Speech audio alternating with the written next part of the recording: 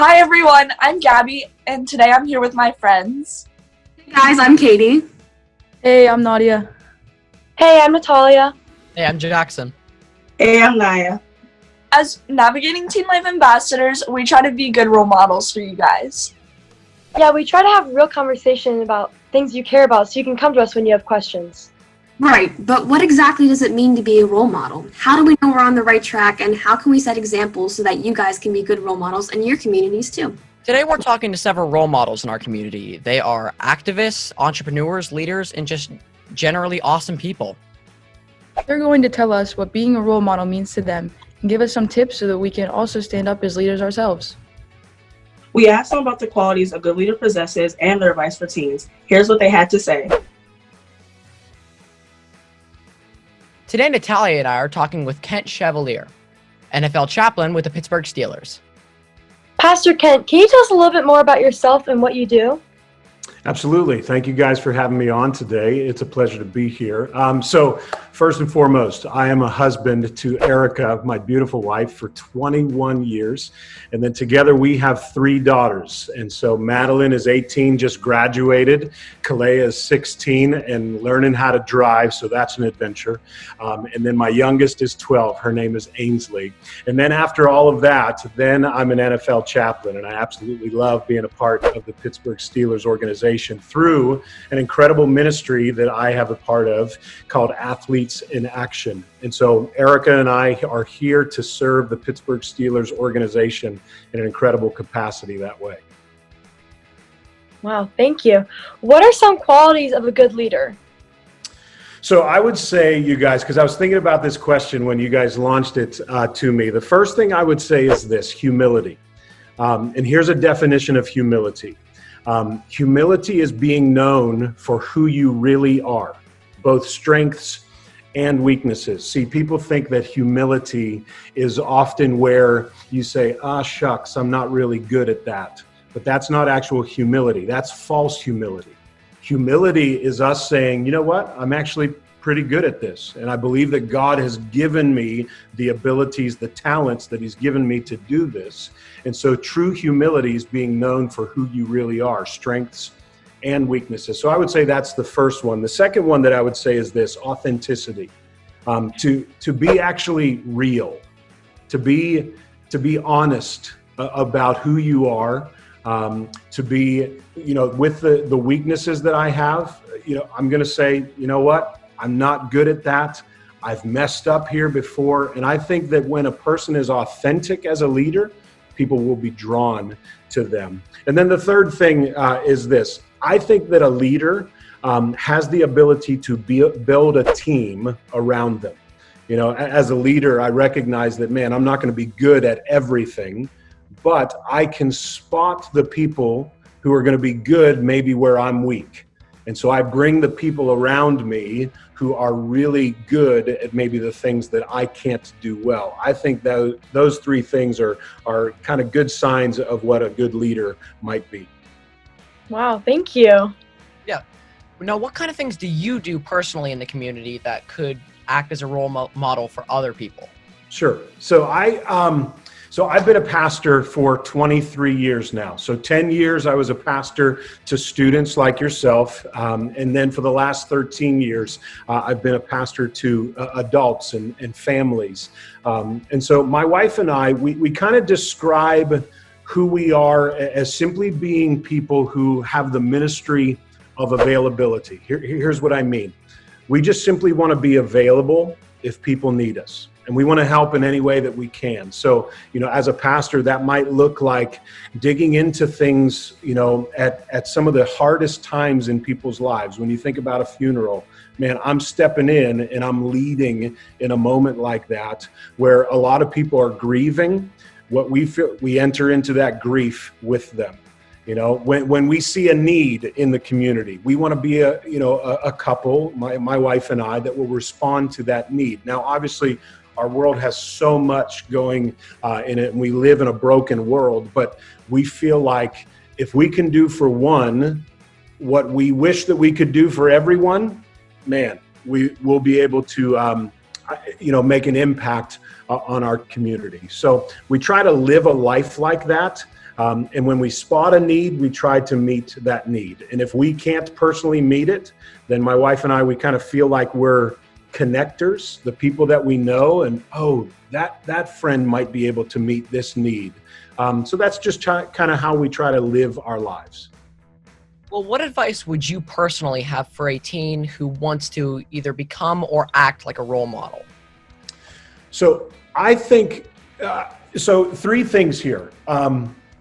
Don't try to be someone else. I mean, I've got people that I look up to who are much better at what they do. And it's, what I aspire to be. But the trick is to be able to learn from people and not copy them. The second thing I would say is this: you need other people around you to accomplish your dreams. See, I think we live in a culture today that tells us that we can simply accomplish our dreams on our own.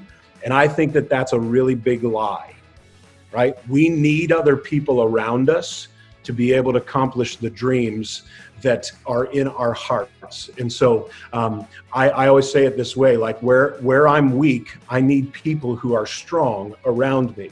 I need accountability in my life so that when I'm starting to get off track, people I've given permission to, I've given them permission to call me out and say, you know what, get back over here on the path. So I think we need other people. And then the third thing that I would say is this: leadership is not about being the best person on the team.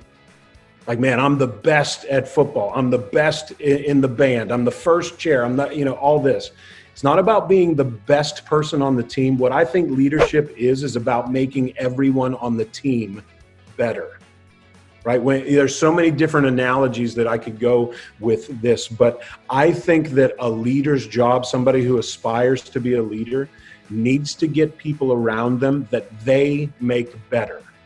And in turn, what ends up happening is you, as the leader, become better because of them speaking into your life. So those 3 things, I think, if somebody's aspiring to be a leader. Pastor Ken, thank you for being here today, and thank you for all the great advice for the teens. We really appreciate it.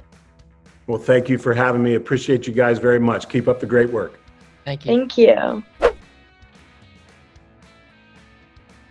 Hey guys, it's Natalia. I'm here with Leah Lazarando, the CEO and co-founder of 412 Food Rescue. So Leah, can you tell us a little bit more about what you do and who you are? Yeah, so I co-founded 412 Food Rescue in 2015 as a direct response to the fact that we waste almost half our food supply. While pre-COVID times, there were 1 in 7 who were food insecure. And that number in this crisis has only gotten worse and gotten worse pretty significantly. So what we do is we have a mobile app that works, I think the best way to put it is, the same way as any food delivery service that you might have used. And we mobilize about 15,000 drivers in 6 cities nationally to take surplus food from grocery stores, restaurants, and other locations and redistribute it to nonprofits and households that are experiencing hunger. And we have, in 5 years, redirected over 10 million, actually 11 million pounds of food from going to landfill to making sure that they go to feed people in need. That's incredible. Can you tell us a little bit about what it's like being a leader in the community? I think one of the things that, I think about when people ask me that question is that it's less about thinking of yourself as a leader, as, being focused on that, as being focused on, what does it take to achieve the goal that you've set? For us, it's what does it take to achieve our mission of impacting food insecurity, in the face of, all of this food that's available right now. Wow, thank you. Why is it important to do good, just not for yourself, but for others as well, in times of crisis, especially right now, we're suffering through a pandemic. So why is it good to not do great things for yourself, but also for everybody in need? Right. Well, it's good because, selfishly, it's good for yourself. There's a lot of studies out there that show that people who think of others are altruistic are actually healthier. And, there was a recent New York Times article, if anyone is interested, that basically shows that the people who cope the best in crisis are those who focus on others. And, there's many scientific studies that show that, we are biologically wired for altruism. And those who live longer, those who lead happier lives, are actually those that spend more time helping others. So Leah, one more question. Why is it important for teens to see good role models in their communities?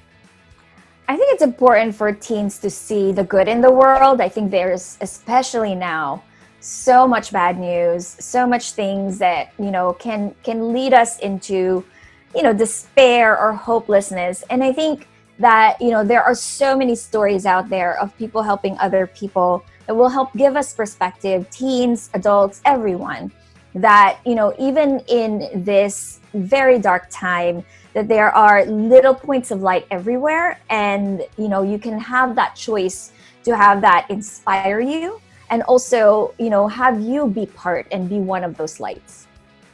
Wow, Leah, thank you so much for being with us today on Navigating Teen Life, and we hope to see you soon. Thanks for watching, everyone. Bye. Thank you, everyone. Being a role model means having confidence and self-esteem, showing respect and kindness for everyone, and lifting everyone around you up to be better people. The role models that we spoke to today show people how to live with integrity, humility, and compassion. They support worthwhile beliefs with the hope and goal of bringing other people along with them. You don't have to be a CEO or a professional athlete to be a good leader. Good leaders can be any age, doing anything that inspires others to be better and do better. We hope our guests were inspiring to you, and we hope this video is a good reminder that even a teen can make an impact on someone else's life.